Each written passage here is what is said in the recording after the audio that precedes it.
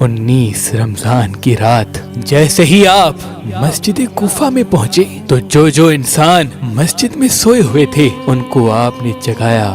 ان میں آپ کا قاتل عبد الرحمن ابن ملجم بھی تھا۔ اس نے جیسے ہی امام علی علیہ السلام کو دیکھا تو امام علی علیہ السلام نے فرمایا، فجر کے وقت اللہ کے گھر میں سونا اللہ کو پسند نہیں، اٹھو اور اپنے فعل کو انجام دو۔ یہ کہہ کے آپ محراب کی طرف روانہ ہو گئے اور اذان دینے لگے۔ آپ کی آخری اذان جیسے ہی کوفے کی گلیوں میں گونجی تو ایک کوہرام برپا ہو گیا۔ ہر کوئی رونے لگا کہ آج ہی آسمان کا رخ کچھ عجیب لگ رہا ہے۔ امام علی علیہ السلام بعد اذان جیسے ہی اللہ کی عبادت کے لیے مصلی پہ پہنچے، قیام کیا، رکوع کیا، سجدے میں گئے تو عبد الرحمن ابن ملجم جو اپنے ساتھ ایک تلوار چھپا کے آیا تھا جو زہر میں ڈوبی ہوئی تھی، آپ جیسے ہی سجدے میں گئے تو اس ملعون نے سجدے کی حالت میں آپ پہ وار کر دیا۔ جیسے ہی آپ کے سر پہ اس ضرب کا لگنا تھا آپ نے فرمایا، فزتو برب الکعبہ، کعبے کے رب کی قسم آج یہ علی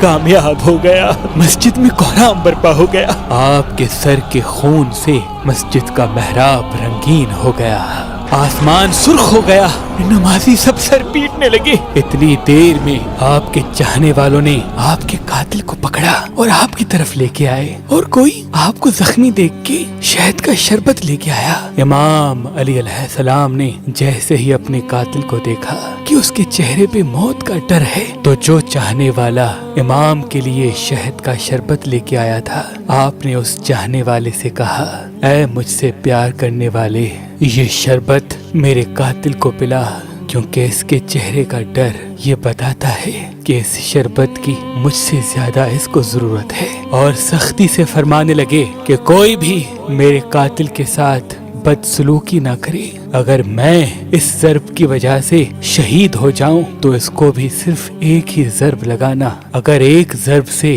یہ بچ جائے تو اس کو آزاد کر دینا، اگر اس ایک ضرب سے یہ مر جائے تو میرے قاتل کے جسم کی بے حرمتی نہ کرنا، اس کے غسل و کفن کا اہتمام کرنا، اس کے جسم کے حصے نہ کاٹنا، کیونکہ میں نے اللہ کے رسول سے سنا کہ اللہ ایسے انسان پہ لعنت کرتا ہے جو مرے ہوئے انسان کے جسم کے حصے کاٹ کر اس کی توہین کرتے ہیں۔ پھر آپ فرمانے لگے، حسن آؤ نماز پڑھاؤ۔ امام حسن علیہ السلام نے نماز فجر پڑھائی اور پھر امام علی علیہ السلام کو اپنے گھر کی طرف لے کے جانے لگے۔ آپ کے مقدس خون سے آپ کی سفید داڑھی سرخ ہو چکی تھی اور زہر میں ڈوبی ہوئی تلوار کا زہر آپ کے جسم میں پھیلنے لگا تھا۔ امام علی علیہ السلام جیسے ہی اپنے چاہنے والوں کے ساتھ اپنے گھر کے قریب پہنچے تو آپ نے فرمایا، عباس، حسن، حسین، میرے چاہنے والوں کو کہو کہ یہیں سے واپس چلے جائیں، کیونکہ میرے ضرب لگنے کی خبر میرے گھر پہلے پہنچ چکی ہے۔ میں نہیں چاہتا کہ میرے بیٹیوں کے رونے کی آواز میرے چاہنے والوں کے کانوں تک پہنچے۔ تمام صالحین کو اپنے اپنے گھروں کے لیے واپس پلٹایا گیا۔ امام علی علیہ السلام جیسے ہی گھر پہنچے تو بی بی زینب و ام کلثوم رونے لگی۔ گھر میں کوہرام برپا ہو گیا۔ آپ نے فرمایا، گھبراؤ نہیں، اللہ کے ہر فیصلے میں مصلحت ہوتی ہے۔ بس آپ بستر بیماری پہ آئے، طبیب نے دیکھا تو رو رو کے فرمانے لگے کہ امام علی علیہ السلام کے جسم مبارک میں زہر پھیل چکا ہے، جتنا ہو سکے امام علی علیہ السلام کو دودھ پلائیں۔ یہ بات جیسے ہی کوفے کی گلیوں تک پہنچی تو ننھے ننھے یتیم بچے اپنے ہاتھوں میں دودھ لیے امام علی علیہ السلام کے دروازے تک پہنچے اور کہنے لگے، یا حسن، یا حسین، ہمارے امام کو ہمارے حصے کا دودھ پلائیں، ہم ایک مرتبہ یتیم ہو چکے ہیں، دوسری مرتبہ نہیں ہونا چاہتے۔ آپ بستر بیماری پہ بھی مسلسل اللہ کا ذکر کرتے رہے۔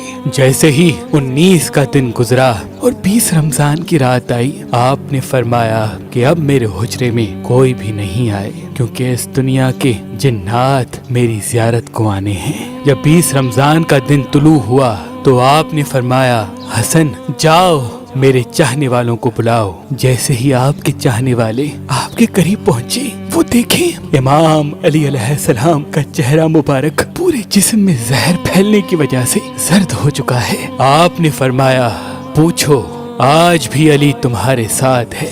میں زمین کے رستوں سے زیادہ آسمانوں کے رستے جانتا ہوں، پوچھ لو، کیونکہ جب تم اپنی آنکھوں سے مجھے نہیں دیکھ پاؤ گے تو بار بار پچھتاؤ گے کہ کاش کچھ اور پوچھ لیتے۔ آپ کی عقیدت مند زاروقتہ رونے لگے۔ کسی نے آپ سے سوال کیا، کسی نے آپ سے جواب لیا، کوئی صرف آپ کی زیارت کرتا رہا۔ جب سارے لوگ چلے گئے تو پھر آپ نے فرمایا، حسن ہمارے پورے خاندان کو جمع کرو۔ جب سارے خاندان کے افراد آ گئے، آپ فرمانے لگے، اب اس خاندان کا وارث حسن ابن علی ہے، جو حسن کہے وہ تم سب ماننا۔ اور امام حسن سے فرمایا، اے میرے بیٹے حسن، اپنے نانا کی صلح حدیبیہ کو یاد رکھنا، جہاں تک ہو سکے انسانوں میں امن اور محبت کا خیال رکھنا تاکہ انسانوں کا خون نہ بہے۔ پھر آپ نے فرمایا، حسن و حسین، میری شہادت کے بعد میرے جنازے کی، میری قبر کی کسی کو خبر تک نہ دینا، میرا جنازہ اونٹنی پہ رکھ دینا، پیچھے سے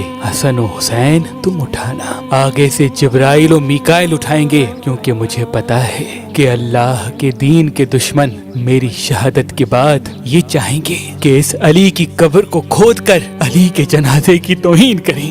میری قبر پہلے سے بنی ہوگی، جہاں وہ اونٹنی رکے وہاں مجھے تدفین کر دینا، اور یہ بات کسی کو نہ بتانا تب تک جب تک اللہ خود ظاہر نہ کرے۔ پھر آپ نے اپنے بیٹے عباس کو بلایا اور فرمانے لگے، عباس، میں نے تمہیں اللہ سے کربلا کے لیے مانگا تھا، تو حسین کا محافظ ہے، جو حسین کہے وہ تمہیں کرنا ہے۔ اور پھر اپنے بیٹے حسین کو بلایا اور فرمانے لگے، حسین، تمہاری شہادت کی خبر تمہارے نانا نے تمہاری پیدائش کے وقت ہی سنا دی تھی۔ حسین، تمہیں کرب و بلا میں 3 دن کا بھوکا پیاسا رکھ کے قتل کیا جائے گا، تمہارے بچوں کو، بھائیوں کو، ساتھیوں کو تمہارے سامنے ہی مارا جائے گا۔ حسین، حسین، تمہاری لاش پہ گھوڑے دوڑائے جائیں گے، تمہاری شہادت کے بعد میری بیٹیوں کو، تمہاری بہنوں کو، ہمارے گھر کی عورتوں کو اسی کوفے اور شام میں پھرایا جائے گا، ان کو پتھر مارے جائیں گے۔ حسین، جب تمہارا آخری وقت ہو اور الوداع کہنے بیبیوں کے خیمے میں آؤ تو اپنی بہنوں کے بازو چوم کے یہ کہنا کہ بابا نے کہا تھا کہ اسلام کے لیے ہر غم سہنا اور اسلام کے پرچم کو ہمیشہ بلند رکھنا، ہر موڑ پہ اللہ کے رسول کی نبوت کی گواہی دینا۔ بس اتنی دیر میں آپ فرمانے لگے، سلام ہو یا رسول اللہ۔ گھر میں کوہرام برپا ہو گیا۔ سب فرمانے لگے، یا علی، کیا ہمارے ساتھ رسول پاک ہیں؟ امام علی علیہ السلام نے فرمایا، ہاں، اللہ کے رسول اور تمہاری ماں فاطمہ الزہرا مجھے لینے آئے ہیں۔ یہ کہہ کے آپ نے اپنی مبارک آنکھیں بند کی اور گھر میں ماتم کی صدائیں بلند ہو گئی، اور یوں حسنین یتیم ہو گئے۔ آپ کی شہادت کے بعد آپ کی وصیت پہ عمل کرتے ہوئے آپ کے جنازے میں کسی کو بھی شریک نہیں کیا گیا۔ آپ کا جنازہ پیچھے سے حسن و حسین نے جیسے اٹھایا تو آگے سے جبرائیل و میکائیل اٹھانے لگے اور ایک نورانی اونٹنی پہ سوار کر دیا۔ حسن و حسین جبرائیل و میکائیل کے علاوہ کسی کو خبر تک نہیں خاموشی سے اس اٹھنے کے پیچھے چل ہی رہے تھے کہ جیسے ہی کوفے سے تھوڑا سا آگے گئے، ایک چمکیلے پتھر پہ وہ اونٹنی رک گئی۔ اس پتھر کو ہٹایا گیا تو وہاں ایک قبر پہلے سے ہی بنی ہوئی تھی اور اس پہ لکھا ہوا تھا کہ یہ قبر اللہ کے نبی نوح نجی اللہ نے بنائی ہے، اللہ کے اس ولی علی کے لیے جس کے صدقے میری کشتی کو نجات ملی۔